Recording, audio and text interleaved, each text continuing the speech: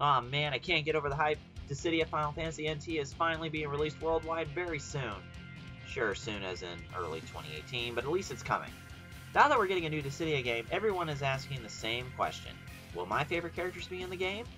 That was one of the most fun parts of waiting for the original Dissidia games. Waiting to see which characters made it onto the roster.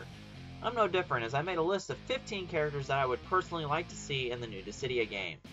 Before I begin, I want everyone to know that this is my opinion, and if you agree or disagree, please leave it in the comments below. Also, there will be massive spoilers for the Final Fantasy games in this video. You have been warned. Now that we have that out of the way, let's do this!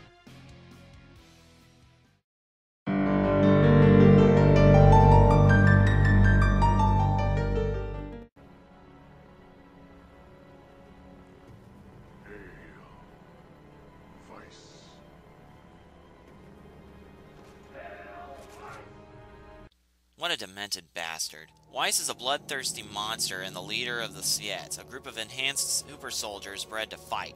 Despite him not appearing all that much during the course of Dirge of Cerberus, Weiss is really tough to fight.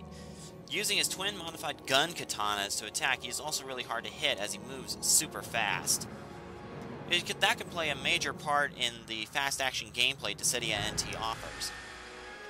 Make Omega weapon part of his X mode, and there you have it. A capable fighter.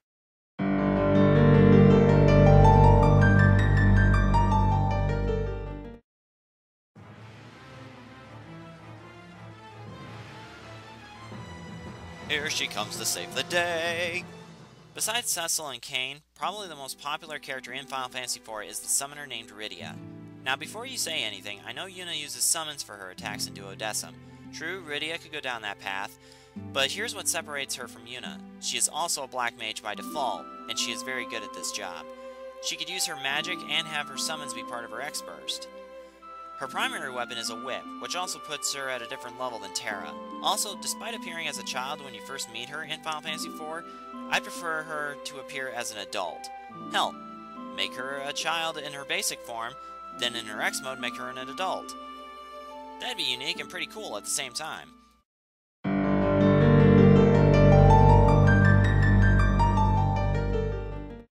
The next character on my list occupies the unlucky spot of number 13, Xande, the major antagonist from Final Fantasy III. A warlock given immortality by his master, which causes him to go insane, Xande decides to end all life by taking out the crystals. He falls into the same category as Zemus. He's the main antagonist for the Warriors of Light during the story, but you never meet him in person until the end of the game. And after you defeat him, he gets pushed aside effortlessly by Cloud of Darkness, who takes over the main antagonist role. Now, what puts Xande above Zemus is that at one point during the development of the first Dissidia game, he was considered to be the representative villain of Final Fantasy III, but again was left out in favor of Cloud of Darkness. Why that happened has me puzzled since she, appeared literally out of nowhere at the end of the game. Big lipped alligator moment, am I right?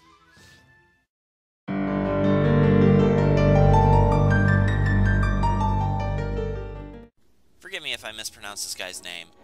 Marsh is the main antagonist of Final Fantasy XI, specifically the Rise of the Zillard expansion. All I know is that he's a sorcerer from Final Fantasy XI. I don't know much more than that, but from the footage that I've seen, he could be a powerful fighter.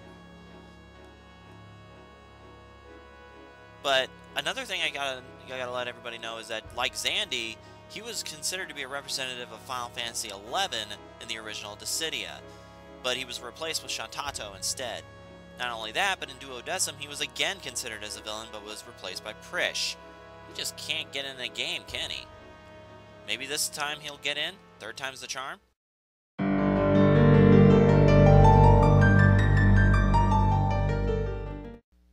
Back when the hype of the original Dissidia was so hot it rivaled the sun, everyone still knew the antagonist representing Final Fantasy VII was going to be Sephiroth. A lot of people expected Zack Fair to be the protagonist opposing him, but most of them were alright when Cloud was announced instead. Now, 2 games later, and there's one Crisis Core character I would personally want to see added to the new Dissidia game. He has a well-sized fan base and is popular. No, it's not Zack, it's Genesis. Despite him talking in verse a majority of the game, and you don't technically fight him until the end, he has a better presence in the story than Xande and Zemus did in their respective games. He's proficient with a sword, which would make him stand out on the villain side due to a majority of them being magic users. However, I think he would excel at the story part, and he wouldn't have to be fought all that often. He could instead go about exploring the world and try to solve the mysteries of it while playing his part in the scheme of things. I can totally see that happening.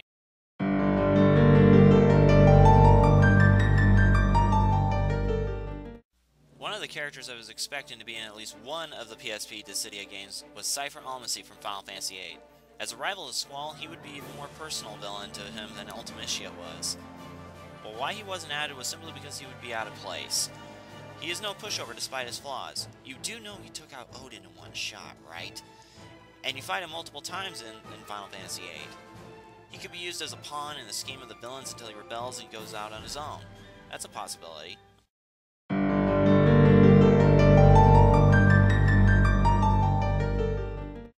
Noctis was recently announced for the console version of Dissidia NT, just to let everybody know.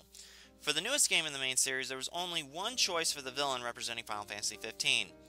Arden is arguably the best character in the game, and while his backstory is questionable as of the recording of this video, and it has yet to be fully explained, I can tell that he really likes to play behind the scenes, and he can be more of a villain who likes to extort others and make a farce out of the conflict of the gods. His abilities would no doubt be similar to Noctis in almost every way, but probably more flashier, just like his style of dress. Snappy dresser makes a good villain.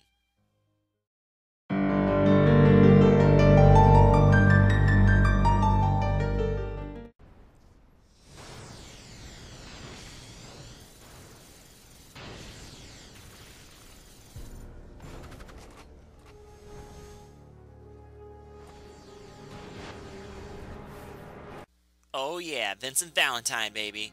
One of my favorite characters in Final Fantasy VII, Vincent's inclusion into Dissidia NT would please a lot of people. Though he is one of my favorites, and the main reason I added him to my list was mostly for gameplay reasons. Except for Laguna, there are no other firearm fighters in Dissidia. He's got the following positives as well. He has a unique weapon, unique playstyle, and an alternate form that could be his X mode, which is his Chaos form. He would be an awesome addition to the game with his gun abilities as well. Also, his voice actor. You've got to have him in the game somewhere.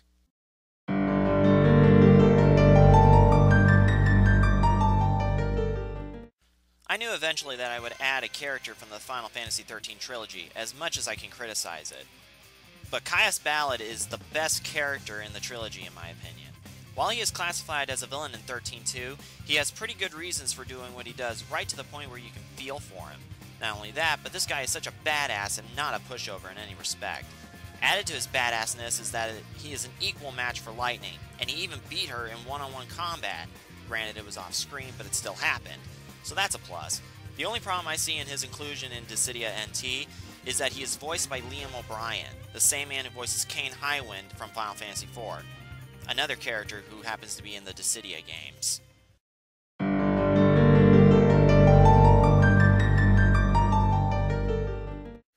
I was disappointed in the fact that developers put Gabranth as the representative of Final Fantasy XII in the original Dissidia instead of Vayne Solidor. To me, Vayne would have been a better choice, and the developers overlooked him. He's cunning, ruthless, and very manipulative of others. He's a classical villain that makes the Emperor pale in comparison. Not only that, but he has 3 forms when you fight him, making it an easy choice for X mode. Also, he's one of the few villains in the series to not use a weapon. He uses martial arts, and is very good at it. He might be similar to the Emperor, but personally, I think they'd work well together, at least until they start backstabbing each other.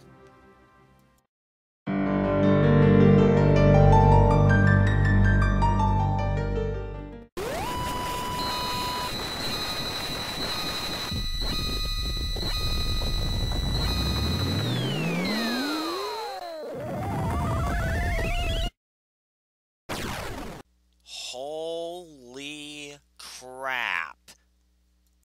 That was my first impression upon seeing Ultima for the first time. Yes, this is the villain I want representing Final Fantasy Tactics to appear in Dissidia NT. It's a no-brainer as to why, because there are a plethora of reasons, gameplay or otherwise, for her inclusion. First off, Ultima is strong both physically and magically. Added that she has a second form that could easily be her X mode, and gains even more powerful spells to add to her arsenal like the Ultima spell. She can also fly and glide, which only Kuja can do when not in X mode in the game. Not to mention that the game has a low number of female characters on either side, so she'd be more than welcome in that regard as well.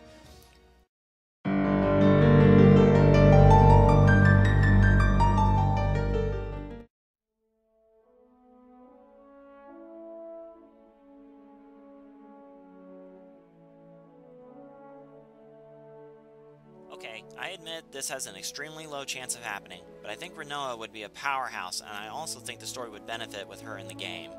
Rinoa is the love interest of Squall, and she would flesh him out more and also pay tribute to their history. Whether people want to admit it or not, their relationship is one of the reasons Final Fantasy VIII is a good game. But I know many people will ask, how would she fight in this game? Well, one point would be that in Final Fantasy VIII, she does attain the powers of a sorceress and becomes one of the most powerful in history. Also, her X mode could easily have her get angel wings and fly about using her pinwheel weapon and advanced magic powers. She can also use her dog Angelo as support. This is one of my more personal choices, as Rinoa is one of my all-time favorite characters in the Final Fantasy series.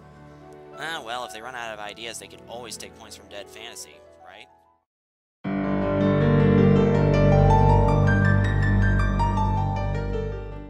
Coming from my favorite game in the Final Fantasy series, Beatrix is a character that is as popular as her music theme, The Rose of May, and to the story of Final Fantasy IX, she is one of the best characters in the game. She starts out as a general of Alexandria and an antagonist when you first meet her. You fight her a total of 3 times during the game, but she has the distinction of never being defeated during the game.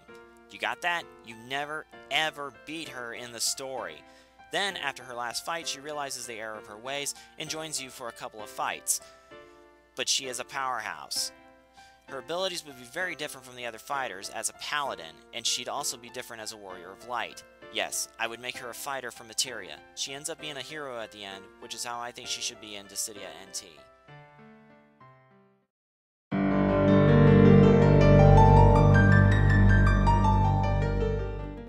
I call him one of the best villains in the Final Fantasy series.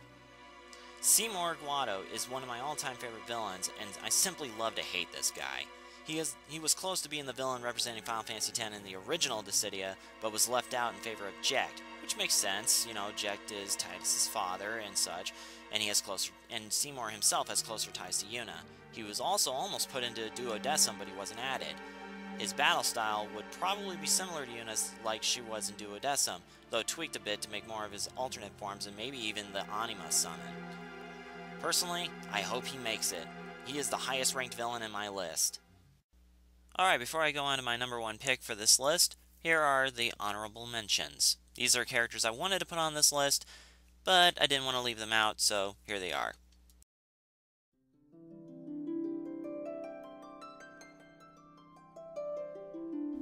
Minwu from Final Fantasy II, the White Mage of Legend who aided the Wild Rose Rebellion. Tetsuya Nomura wants him in the game. That alone is enough to warrant an honorable mention. Leon from Final Fantasy II, the first Dark Knight in the series, as well as the first friend turned enemy turned ally in the series. Locke Cole from Final Fantasy VI, the thief, adventurer who aids the returners. Rumor has it he was almost a representative for Final Fantasy VI in the original game, but was left out for Terra. Celis Sherry from Final Fantasy VI, a general of the Gestalt Empire and the foil of Terra, as one of the more major characters of the cast. Zack Fair from Final Fantasy VII, first-class soldier and Cloud's best friend, as well as the main protagonist of Crisis Core. Vivi from Final Fantasy IX. Next to Zidane in terms of popularity, Vivi is the young but powerful black mage with tragic circumstances in the story. Cid Raines from Final Fantasy XIII, a general of Cocoon's cavalry and a man who tries to defy his fate. Jill Nabat from Final Fantasy XIII, a malicious officer in Cocoon's army. She was fun to fight in 13 too.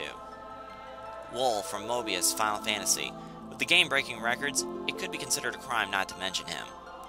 And finally, Rain from Final Fantasy Brave Exvius. My personal favorite spin-off at the moment, Rain is also my favorite character in the game. Next to Fina, of course.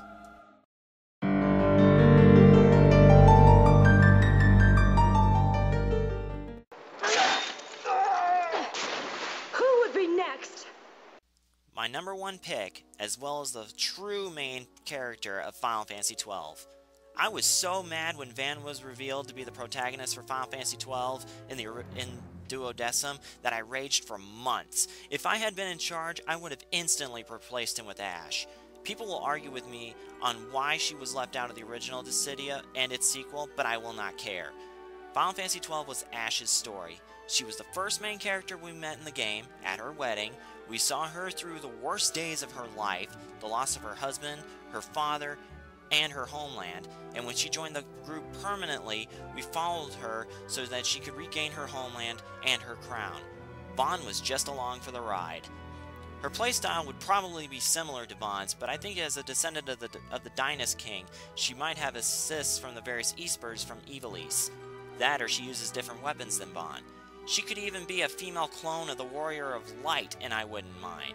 If Ashe were to join this game as part of the main roster, or even as DLC released a year after it launches, I will finally get over my disappointment from the previous Dissidia games. Screw Vaughn. So, what did you think of the video? Do you agree or disagree? If so, please leave a like and leave your opinions in the comments section below. Want even more Final Fantasy related videos? Check out my Let's Plays in the playlist section of my channel. My name is Dak Tribal. I hope you enjoyed it. See ya!